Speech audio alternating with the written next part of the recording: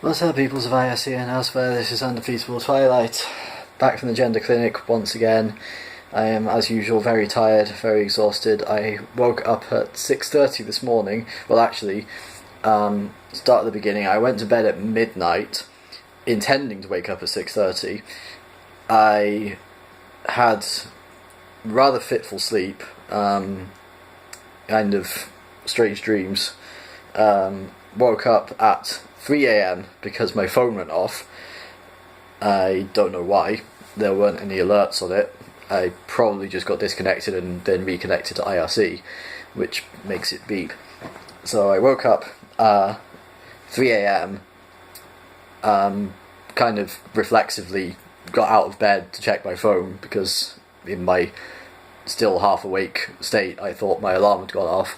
But then checked my phone, it was 3 a.m, so I went back to bed, but had trouble falling back asleep. So basically, I slept badly throughout the night, and then woke up at 6:30 in the morning, when my alarm actually went off. And so yeah, I've been up since 6:30, it's now 6:30, basically, PM. But yeah, so I went to the gender clinic again, and they gave me, they haven't given me a hormone clinic appointment yet, but that will hopefully, they said, be next time, which will be in June. I don't have an exact date yet. They're going to send me a letter with it, but they have given me this, which is a care package with all kinds of fun stuff that I can do. So I'm going to go through this and tell you what's happening. So basically, this is all my info, my name, my date of birth, place of meeting, which is the gender clinic in Leeds, the lead professional who sees me, and then there's my this is a report for the last one I did, not today, but the review that I did with them at the time when they actually decided whether or not I qualify as suffering from gender dysphoria, basically. So it says care plan is agreed to, yep, because obviously why wouldn't I agree to it? Centre service user, which is me. Then it says details of plan to secure appropriate entitlements to welfare benefits, which is basically my benefits. That's got nothing to do with me being trans, that's just my benefits that I get. So I can, basically this is saying, what this is saying is that I can claim, because I claim benefits, specifically income support, housing benefit and carers allowance, I can get the cost of travel to the gender clinic reimbursed whenever I have to go there. So whatever I pay for the train and the bus or whatever to get there, I can basically get the money back from them, which is pretty cool, actually. So basically I get to go there for free because I have benefits. It says please bring a copy of your most recent benefits letter to your next appointment, which I always do. The refunds include travel costs to Leeds and treatment referrals. So if they refer me to somewhere else, to example the hormone clinic, which will be a separate place, or for hair removal or whatever, if they refer me to somewhere else, then they will reimburse the cost for me to travel there as well, which is cool. Details of plans to secure adequate housing, I already have that, so that's fine. And just says contact them if that changes. Need 3 details of the plan to secure suitable employment or other identified occupational activity. Well, I already have a job, quote unquote. I work as a live-in carer, so basically I care for a person who I live with. That's why I claim carers allowance. And so basically that's all I do, so that's fine. And as occupational, I go to the Lancaster Munch, which is like a it's like a kink meetup, basically. I go there. It's once a month, pretty fun. Then the need for is a social gender transition. This is what I'm still working on, because I have been slow with contacting companies, and companies are being slow with processing my information, so I still haven't finished this. I need to produce 3 documents for evidence of SGT, social gender transition. Basically, change of name document, which I have had that since last year. Utility bill, which I don't think I have because those aren't in my name in this, because I'm not the main bill payer here. And supporting information for engaging in meaningful activity, whatever that means. And the social gender transition date will be taken from the last date on the document, so whatever the latest one I give them, that's when my social gender transition has officially started, according to them.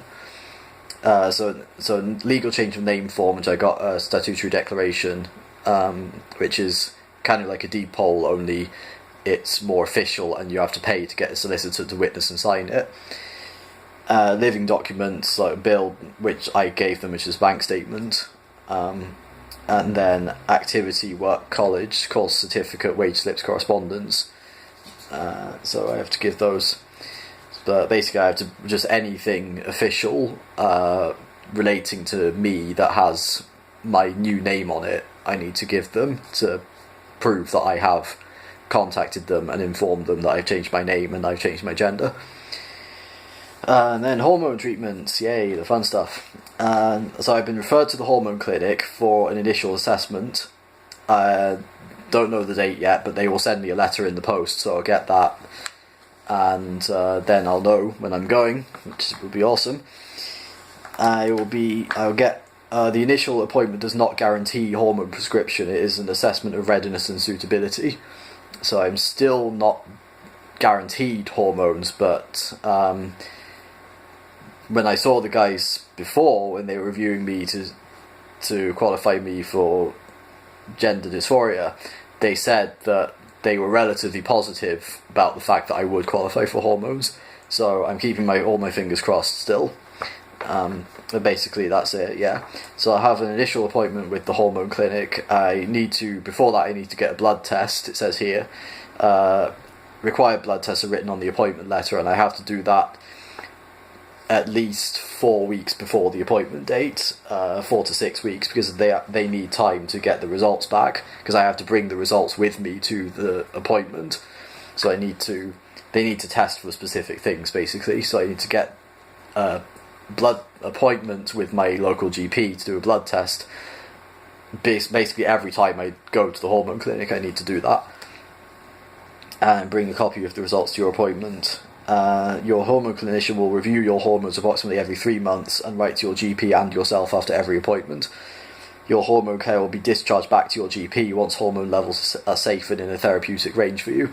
So basically after that I'll be able to go to the local pharmacy and get hormones rather than having to go all the way up to the hormone clinic. Your GP can write to Leeds with any hormone queries and concerns. The hormone clinician may write back or arrange a review at Leeds. Appointments are in high demand. If you miss an appointment, you may not be seen again for several months, and it prevents safe review of hormones. So yeah, I really need to make sure I get to those on time. Passport letter. GP has already provided a passport letter, which is basically a letter saying that I have changed my gender. I now live as female. Can you please update your records to reflect this? Which I requested from the doctor. I had to pay a pricely sum for it, but I got it, and that's good. So I've updated my passport. That's all written here. So that's all done. That's taken care of. So if I hadn't done that, then they would have done the letter for me, but I already did. And the voice coaching, so I actually get sound like a girl. So they service run voice coaching several times a year. I've said that I'm interested in this, so they're going to refer me. They offer a taster session, then sessions run weekly for 8 consecutive weeks. In order to be on the waiting list for this treatment, the service user has to complete a voice pro forma form, which your professional lead will provide. This needs to be completed and returned to the service, so you do that. And I've already told them that I want to be referred for voice coaching, so I'm guessing they'll just give me that form at a later date. And facial hair reduction, which I'm also very much into getting. I'm entitled to under the NHS interim guidelines of 2013 to 2014. It states that each patient is entitled to a maximum of 8 facial hair removal sessions and 1 patch test should there be a clinical need for this treatment. where laser is not appropriate, electrolysis or a mix of laser and electrolysis can occur up to the notional value of £1,600, but that's all paid for by the NHS, so I don't have to pay for that because I'm on the care path. The providers, they've given me a list of providers that I can check out. I have to actually look up these myself and see which one I want to go to. They will. I've said that I want to do this after I start hormones because apparently it's better that way. It's more effective. The hair removal is more effective after you start hormones and after you've been on hormones for a bit. So that's why I'm waiting on that for now. So I'm going to wait and do that later. Then volunteer initiative, basically I said this might be helpful because it's basically a meetup where you go and talk with other people who have also gone through the same thing that I'm hopefully going through, as in social gender transition, hormones and lower surgery eventually. So it's just basically to get to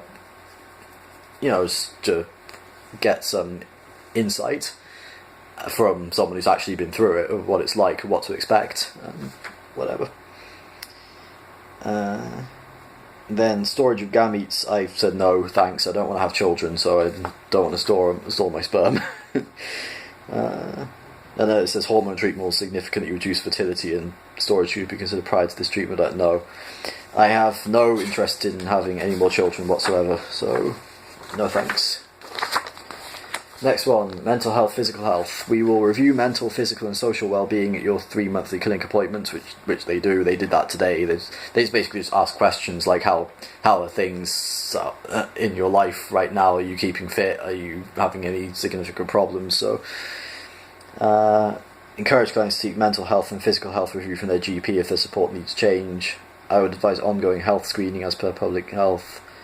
Yeah, so basically just make sure my mental and physical state are relatively stable, which they are. And then next one is the surgery, which I will eventually be having, not for a long time yet, because I need to be on... I think they said that I need to have started my social gender transition at least a year ago before they can give me surgery, basically. Will require persistent, well-documented gender dysphoria, have demonstrated social gender transition for a minimum of 12 to 24 months, and been on continuous monitored hormones for 12 months. So that's basically what I need in order to have the lower surgery. And requires 2 positive opinions from a medic and supporting case notes from the lead professional regarding stability in physical, social and mental health. They said my height and my weight and my BMI is fine for surgery, so at least that's fine, and we'll just have to wait and see for the other things. And I said I do want the fully functional vaginoplasty procedure, so basically I want the whole package. And then discharge. Stability in mental, physical and social health will be monitored throughout the assessment, care planning and treatment stages. Stability is required to access treatments and continue on the care pathway. If there are any concerns around a client's suitability to continue with treatment, then this will be discussed. So basically, if my mental health deteriorates or my physical health deteriorates to a level which they consider dangerous, I might not be eligible for the stuff anymore. But I'm hoping that's not going to happen. Occasionally, people may be discharged from the care pathway in order to address difficulties with mental or physical health or due to difficulties with their social situation. If clients do not attend an appointment without calling to cancel or rearrange, then a further appointment will not usually be rearranged.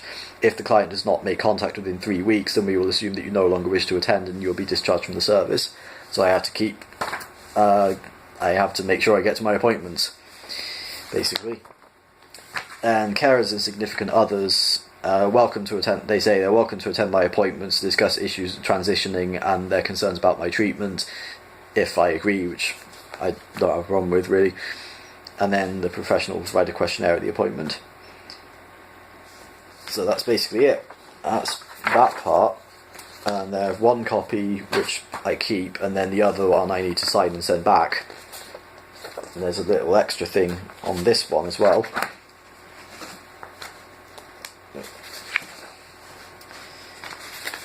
That's a different place. So these are just all the electrolysis people that I can contact in when I want to start the facial hair removal treatment.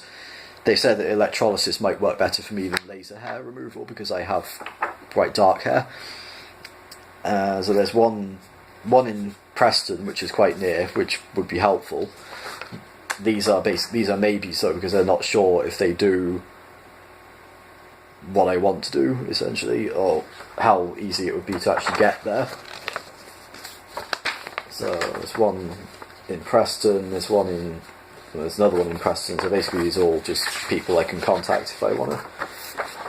When I want to start getting my facial hair removed. So that's that.